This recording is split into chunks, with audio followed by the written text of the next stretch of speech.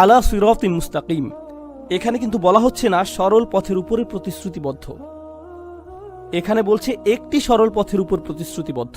সিরাতিন মুস্তাকিম ফানাক্কার লাফস, তিনি এটাকে নাকিরা করে দিলেন, সার্বজনীন করলেন। সাধারণভাবে সরল পথ আর একটি সরল পথ, এই দুইয়ের মাঝে পার্থক্য আছে। কারণ ফাতিহাতে আমরা কিন্তু বলি না যে আমাদেরকে একটি সরল পথে পরিচালিত করুন, আমরা বলি সরল পথে পরিচালিত করুন, ইহদিনাস সিরাতাল মুস্তাকিম।